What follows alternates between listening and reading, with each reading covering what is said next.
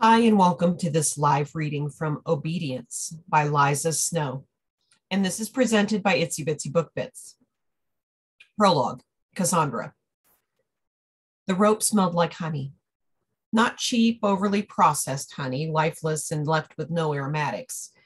This was a special smell I imagined apiarists lived for. Pungent. It made you feel like you were walking through a meadow in springtime, soothing and warm. The sensation was a sharp contrast to what I felt minutes earlier, the pounding of my heart threatening to rip from my body at any moment, and the rapid succession of my breaths. Somehow, I managed to stay conscious. Yes, breathe, little papillon, little butterfly. I heard his voice in my ear, a coarse, gravelly whisper with hints of an accent. If we were alone in a dark alley, I might have thought he was there to kill me, but there was something comforting about his disembodied tone. It felt like he was reaching out in a dream to guide me someplace safe. The idea was slightly amusing given the fact he had tightened a rope against my skin. My arms were bound behind my back so firmly it was as if they no longer existed on my body. Lengths of twisted red jute stretched around my chest, my flesh completely exposed aside from the blue cotton undergarments I wore. It felt smooth yet firm against me. I had no understanding of what was being done. I only experienced the sensations of being bound by him. The gentle yanks when the rope was knotted, the drag of it across my bare skin. After a while, the pressure around me became almost comforting. I sank into it, my breaths deep and slow. Time suspended while he worked. I found myself so transfixed that it seemed as if I'd gone to some ethereal place far from the room we were in. There were times I'd forgotten there was an audience in front of us, the sounds of the audience fading. It was only him and me sharing an experience I'd never imagined having. And fini. This time his whisper bloomed, extending across the room. My mind came back into focus, noticing all of the eyes watching me. It was difficult to remain focused on anything other than the sensation of the ropes against my skin. While the lower half of my body remained free, my upper body was stationary.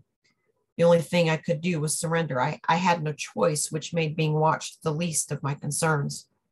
Instead, it was the idea of being mercilessness, one of the most deliriously submissive feelings I'd ever felt in my life. How does it feel, little papillon? I felt the warmth of his voice against the flesh of my ear, and it sent a small shiver down my spine. I feel alive. Chapter 1, Chandler, 6 months earlier. One sentence, one string of words could be enough to destroy a person. Another could save them. I never believed those words would be one and the same and come from a man like my father. You'll be attending the auditions. Gabriel Moreau loomed opposite me at my office desk. I was the spitting image of my father, as much as I hated to admit it, given his thick, dark brown hair, mostly gray now, green eyes, and booming height. A sharp jawline with an intense personality to complement it. The Moreaus were something to behold. I gave them that much. Absolutely not.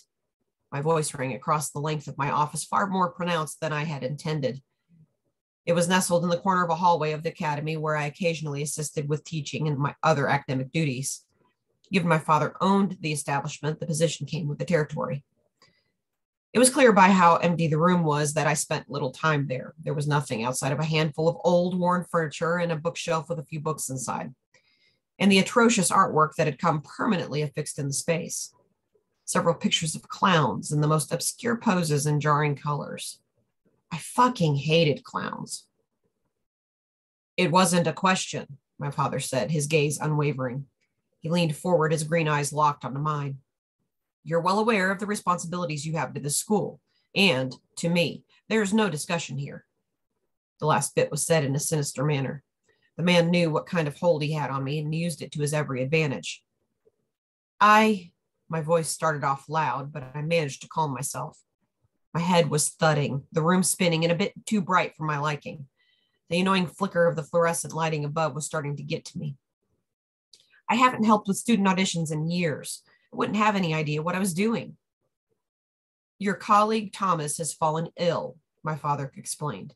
I knew who he was referring to. Thomas Little was one of my oldest friends, a fellow performer, and a teacher at the academy. And I had known he had fallen ill. His wife, Abigail, had taken him to the hospital a few days prior for a bad case of meningitis. There had been a day or two we were worried he wasn't going to pull out of it, but luckily he had. It left him unable to resume his regular duties. What I hadn't expected was my father finding it necessary to make me his replacement. Why are you so hell-bent on me being there? There's a slew of qualified professionals at this school who would be willing to be on the committee. Hell, couldn't you do it with 3 people? There has always been a 4-person committee. You're familiar with Abigail, Sebastian, and Jean, my father replied, and the instant I heard Jean, I scowled. I had heard enough of the damn woman's name the last few months, and I was hoping to get a break from it after finalizing our divorce yesterday. Besides, it would be good to have someone with your specific skill set to be involved. Jean, I felt sick saying her name out loud, is a silk aerialist too, and as much as I hate to admit it, a gifted one. She's equally qualified to be on the committee, maybe more so, since she has been for years unlike me. Talking about her sent further shooting pains through my skull. I regretted all the drinks I'd consumed last night after I left the lawyer's office. It had been a bittersweet celebration, relieved the months of hell were finally over, but still saddened after everything we'd been through. True, my father replied. I hated that he hadn't once looked away from me. He was locked in on me like a laser, watching my every move. The man analyzed everything I said and did like I was a rat in a cage. I had been a rat in a cage my entire life. But let's say I'd like you to be my personal eyes and ears. You'd be doing me a favor. What is that supposed to mean? I asked, feeling somewhat confused by what he'd said. My father shifted his stance a bit, leaning so he could put his hands on my desk, coming closer to me. So much so that I rolled the chair backward. I leaned back a bit, uncomfortable with his proximity. I have a vested interest in the audition process this year, he replied matter-of-factly. That's all you need to concern yourself with, that and being prompt to the auditions next week. Don't show up reeking of sweaty bourbon like you do right now. The man wasn't wrong. I probably looked and smelled like shit. But he was one to talk, wafting in a nasty odor of cigar smoke. I hated the smell of it ever since I was a little kid. It always made me nauseous, which wasn't helping my hangover presently. I realize you may have some unresolved issues with Jean as of late, which may be part of your little act of defiance right now. He leaned in again. I tried to stay stationary this time, holding my ground. I didn't want to move much more because every time I did, my head spun and my stomach churned. But I'll tell you something your grandfather used to tell me. The mention of Chandler Moreau sent another wave of nausea through me. If there was one person I despised more than my father, it was my grandfather. I hadn't seen my grandfather since I was a teenager, but I was grateful when I heard he had passed away several years ago. Even still, he left catastrophic damage in his wake. I knew the words coming next. Mieux vaut plier que rompre. Adapt and survive. Despite my heritage, my knowledge of the French language had slipped over the last decade or two, but I would never forget that saying. My grandfather had said it for as long as I could remember. My heart was racing and my fist lay clenched underneath the desk. It was all I could do not to act, to not fight him. To an outsider, it would seem ridiculous. I was faculty at the school and I had responsibilities. Attending an audition wasn't anything different than being forced to monitor a school function. It was typical of the employees who worked there. But this favor, what he was asking of me, was more than that. Gabriel knew it. I knew it. Fine, I said after a few long breaths. I'll be at the auditions. The moment the words left my mouth, my father's gaze left me. He drummed his fingers on the desk for a second, turned, opened my office door, and shut it behind him. The moment he left, I fell back into the chair I'd been sitting in, breathing a sigh of relief. I collapsed beside my desk, barely making it to my garbage as a wave of nausea hit me.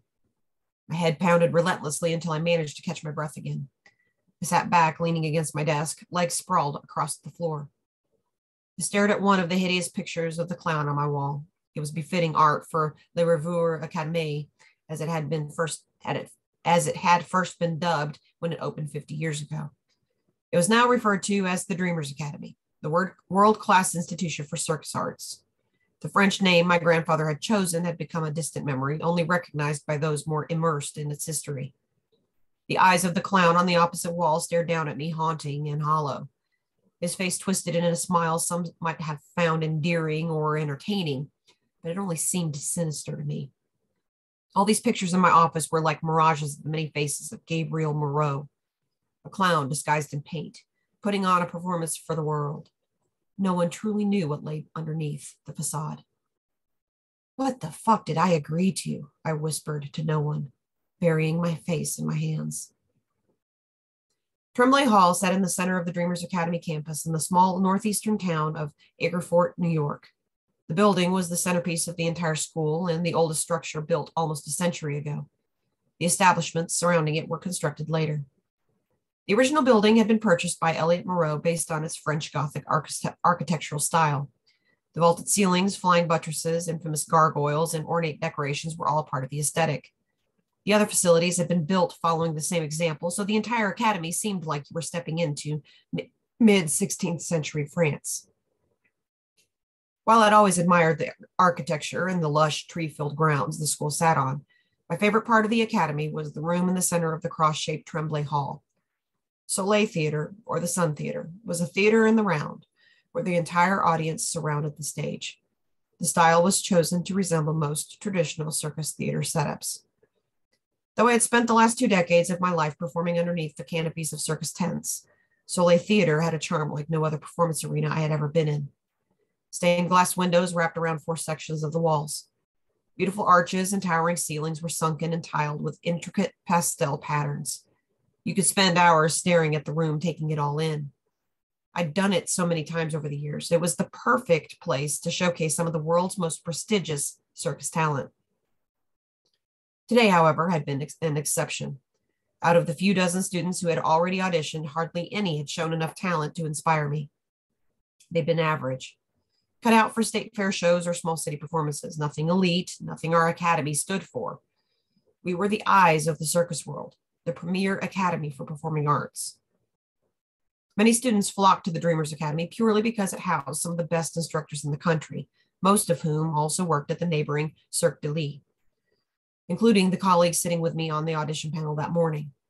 An elite group of 4 world-renowned circus performers. This meant we couldn't take anyone, and certainly none of these marginally acceptable students auditioning. What moron was reviewing these applications? I muttered under my breath, thumbing through a stack of paperwork from the latest student to leave the theater. Today, we had been focused on 2 specialties, acrobatics and aerial arts. The acrobatics had been the earlier part of the day, leaving the aerialists for the afternoon. After our lunch break, the theater staff switched out the equipment for the aerialists, poles, the lyra, otherwise known as aerial hoops,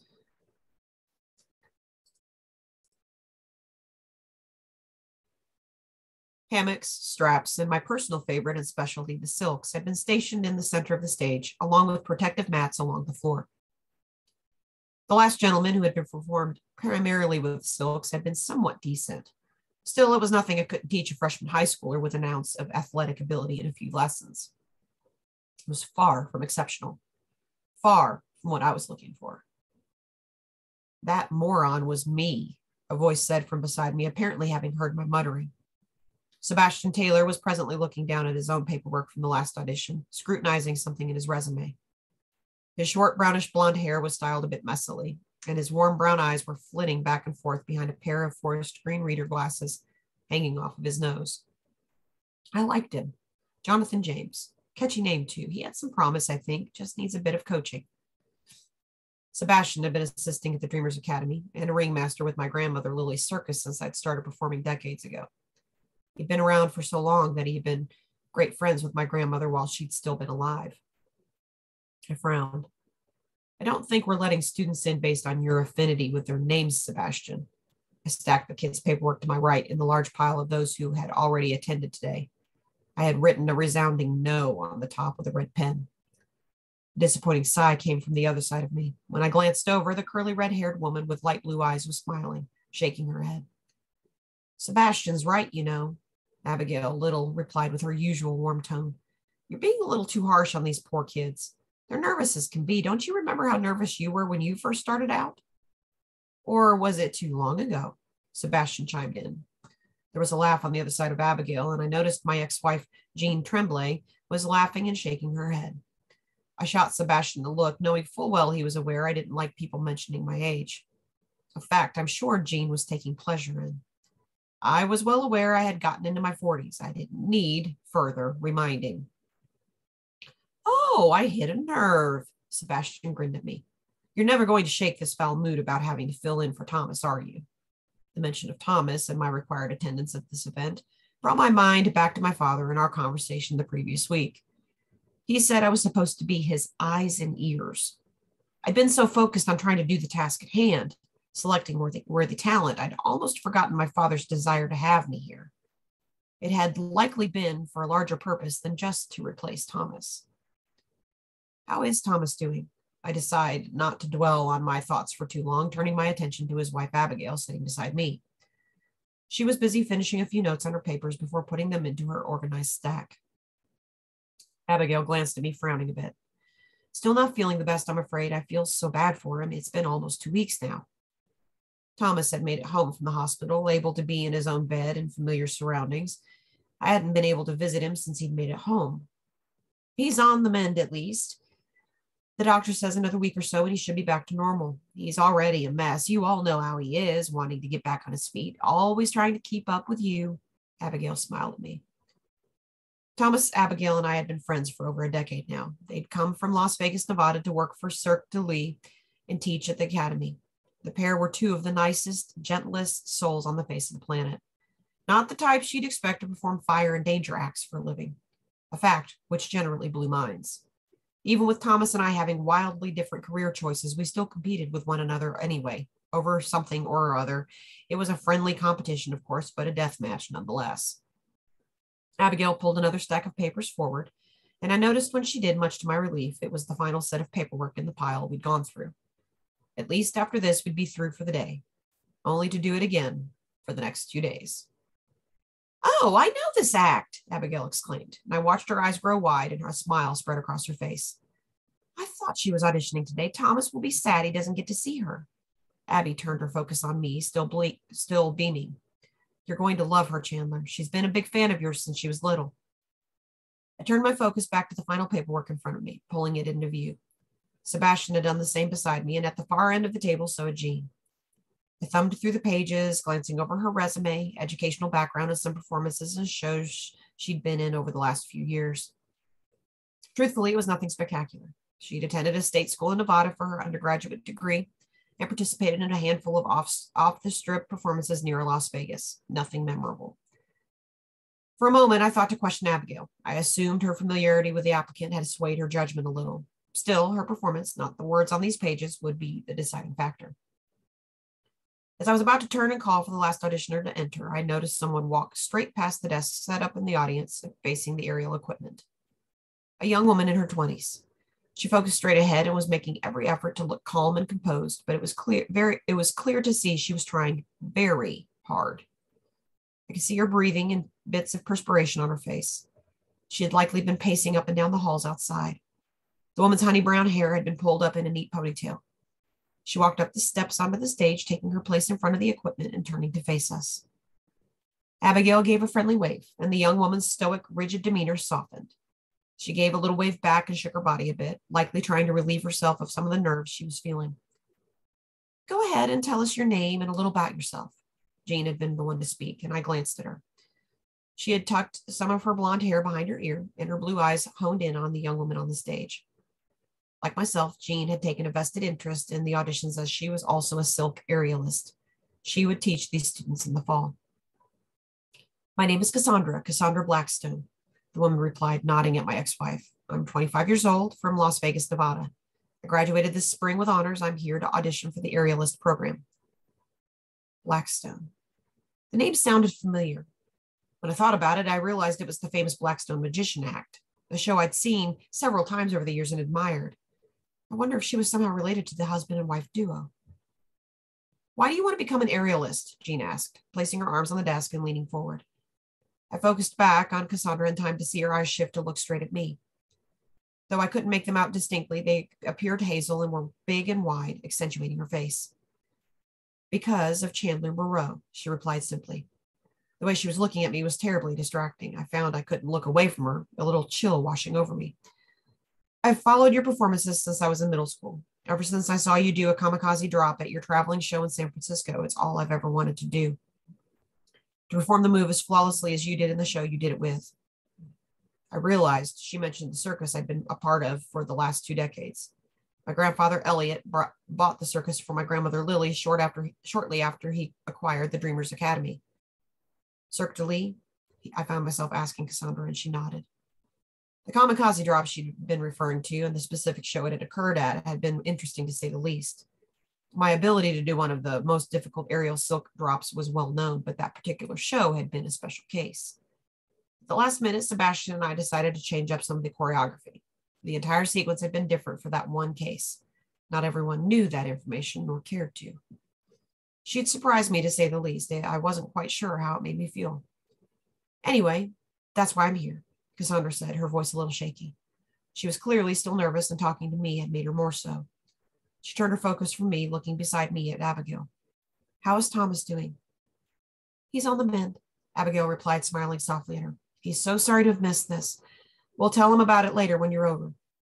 Cassandra nodded, smiling back at her softly. It was the first time I'd seen her smile since she arrived, and it was hard to look away. Even with how small it had been, it lit up her face. It gave a warmth I found myself compelled by for some reason. Her smile disappeared quickly when Jean spoke again. You can start whenever you'd like, she told her, and Jean leaned back in her seat when I glanced over. The rest of my colleagues had settled in too. I turned back to the stage, watching Cassandra nod and head to the silks. There had been several pairs to choose from, but Cassandra selected a set of deep maroon-colored silks. They hung about 70 feet into the air. I watched the young woman's complete focus hone in on the fabric, and her entire being settled. There was something about how her stance had changed, the way her movements became more fluid and relaxed, that said she had shifted into performance mode. The fear she'd shown vanished. There was no one else in the room with her, nothing but her and the fabric. Music began in the background, started by one of the stagehands through the room's speakers. Acoustically, the Soleil Theater was built for music in addition to its mesmerizing aesthetics. The sounds reverberated in every direction from the speakers set up around the theater, allowing complete immersion in the song. After a few measures of the light classical piece, the beautiful string notes dancing into the room, I realized I recognized the work, a song I knew from many years ago, composed by George Friedrich Handel. It was the opening aria from the opera Circe. While I'd never been particularly fond of the opera, it was something Jean and I had gone to several times a year throughout our 2-decade-long relationship because her mother had been an opera singer. It was the reason I recognized the song, a choice made by Jean for a show we performed in our early 20s, if memory served me right, one of the Cirque du Soleil's summer showcases. While it had been Jean's choice of song, the entire act had been composed by us together, and to this day, it was perhaps one of my favorite performances. When Cassandra began, every single reason why it had been flooded back to me. The young woman circled the silks for a moment and then began her ascent on the fabrics, twisting herself up them as the last few measures of the song played, before the famous Cecilia Bertoli's beautiful mezzo-soprano voice joined the orchestra. As the lyrics called out into the theater, circling around us, so did Cassandra from high above.